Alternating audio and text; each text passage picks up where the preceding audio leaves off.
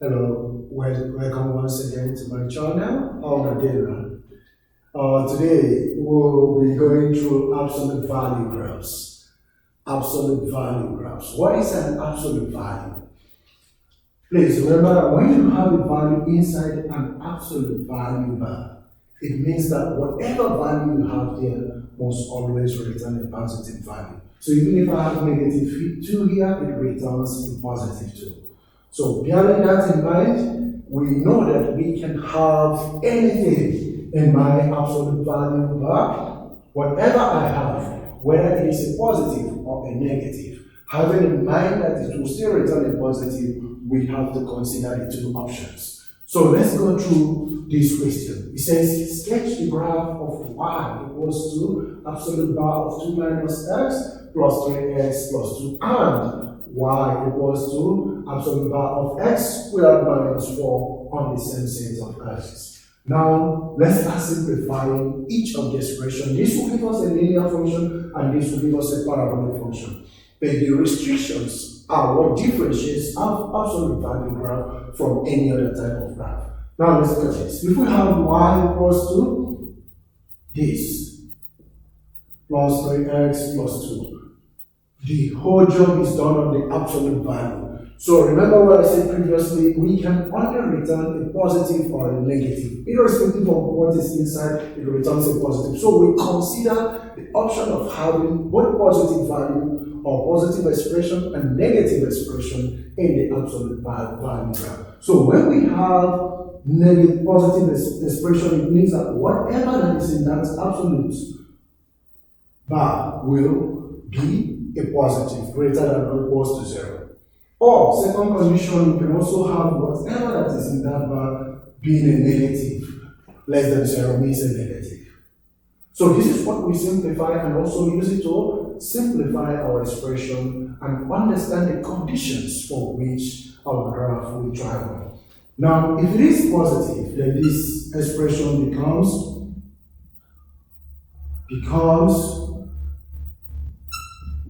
2 minus x plus 3x plus 2. So when we simplify this, 2 plus 2 is 4, and negative x plus 3x is 2x. This is the graph we are going to sketch for the positive. Let's fully simplify this. If we simplify this, x will be less than or equals to 2.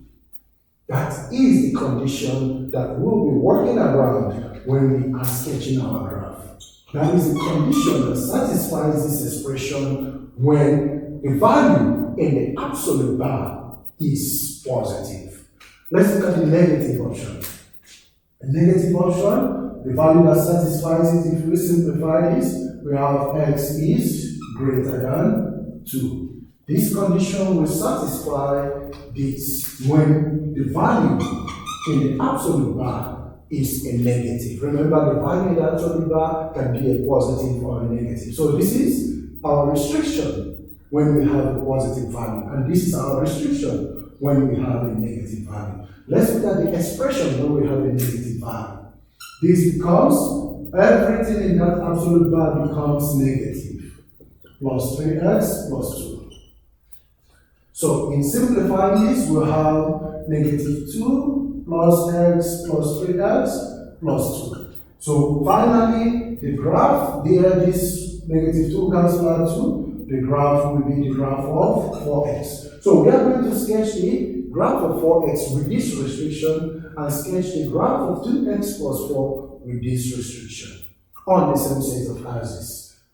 So this is what differentiates the absolute value graph from other graphs.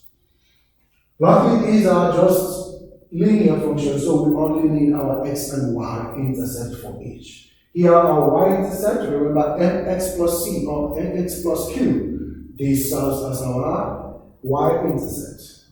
So I will go in first to make it easy. So here I'll go in 2's. That's my x-intercepts.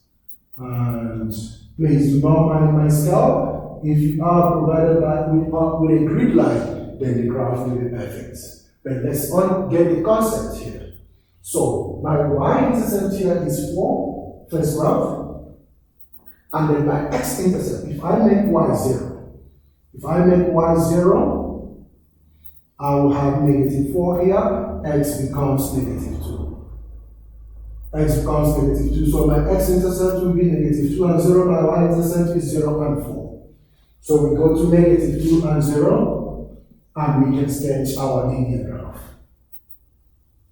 This is our linear graph. Less than or equals to 2. So it means this is 2. It means that the value of x cannot go off here. So wherever we have that, we have to take it off.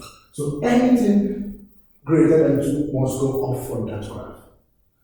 Now let's look at the other graph. We have y equals to 4x. X and y intercept for this will be 0. But we need to get the slope of the graph. So let's take one more point. If x is equals to 2, y will be equals to 4. So if x is equals to 2, 4 times 2, y will be equals to 8. So we can get 2 and 8, and we have 0. And 0 as our intercept. So we can have this graph. Okay, let's make it a little bit straight. Sorry about this. So this will be our graph. This will be my graph.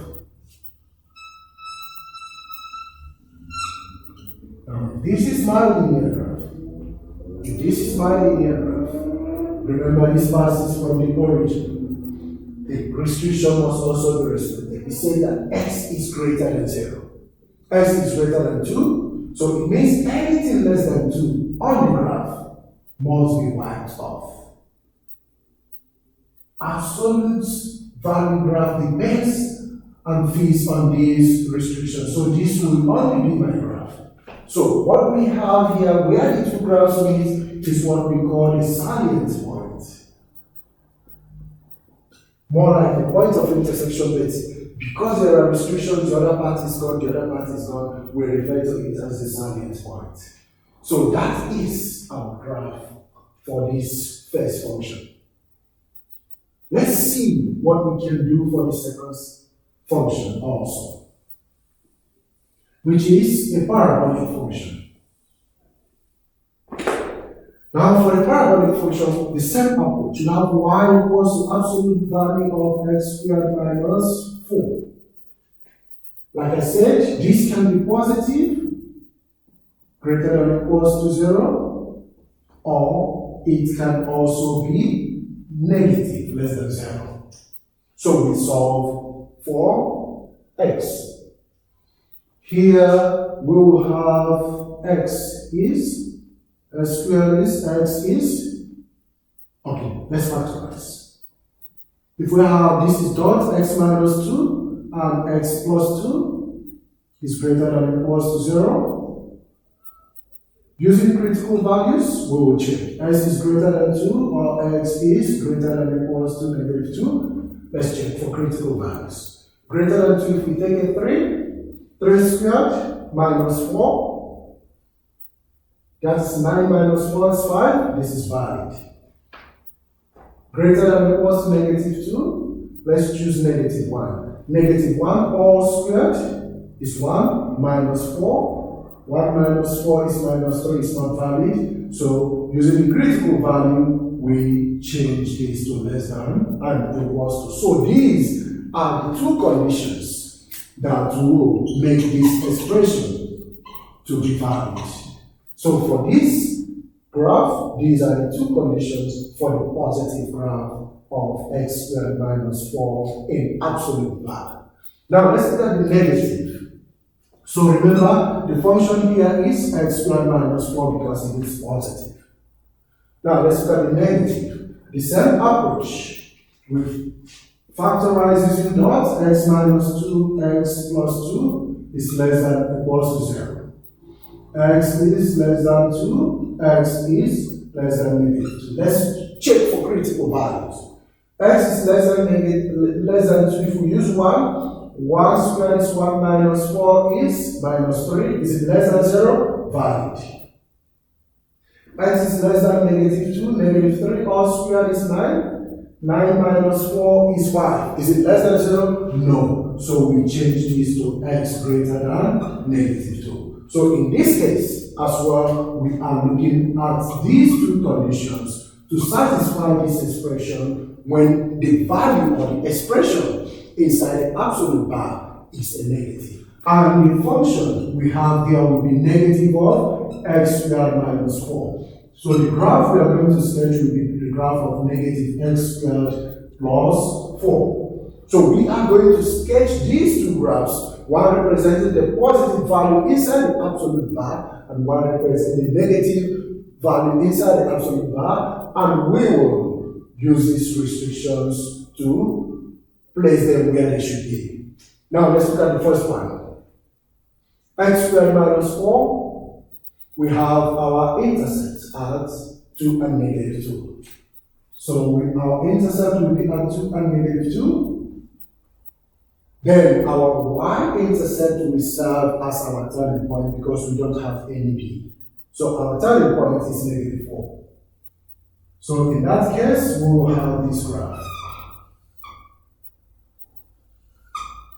Now remember, our condition says that x cannot be greater than 2. X is greater than or equal to 2. That's number one. So only this part of x is valid, greater than or equals to 2, and less than or equals to negative 2. Less than. So this other part will go away from the graph. Because x, the graph says that it can only be greater than or equals to 2 or less than or equals to 2. So we only have these two parts. The curved part of that graph must be wiped away to fulfill the restriction given for absolute bar. Now, let's look at the second graph. For the second graph, we have negative x squared plus 4. Plus 4 will also serve as our turning point as well as our y-intercept because there is no b. Now, we have to check for our x and y-intercept. We have our y-intercept, x-intercept, make y 0. So, if we make y 0, we will have negative x squared plus 4. And if you look at this, we'll still have our plus or minus 2 as our x-intercept. So we have negative 2 and 0 and 2 and 0 still. Negative 2 and 0 and 2 and 0. Now let's sketch those. We have the same intercept. Now let's sketch the graph. We have 4 instead of negative 4 that we had previously. So this graph is going to give us a graph from here to here and from here to here. So this will be our graph. Now we look at the restriction again. The restriction here says that x must be a value less than 2. A value less than 2, this has already crossed 2. So we have to erase this part of the graph. And also x must be a value greater than negative 2. These are less than negative 2, so we also have to erase this part. So from this parabolic function, we only have this graph left. So we see now we have this graph left. And for parabolic functions, we have two salient points. So we have two salient points. So this is how to sketch graphs of absolute value. Remember, the idea is that it must, whatever you have in your absolute bar, must return both a positive and a negative. And then you use the restrictions to check which one applies. And you also use your restrictions to generate your equation. And that is what we generate as a graph. Remember, if you do not erase the part that doesn't apply, that means you didn't apply the restrictions, then it is not going to be an absolute bar graph. It's not going to be an absolute value graph, and then you must have done something wrong. Please, that is just the difference between this and when we are dealing with ordinary, parabolic, linear, exponential graphs, and the rest of them. Please continue to study, continue to follow my page, continue to subscribe to my channels. When we come back next week, I'll give you the videos of absolute value graphs involving exponential and hyperbolic function. Enjoy the rest of your day.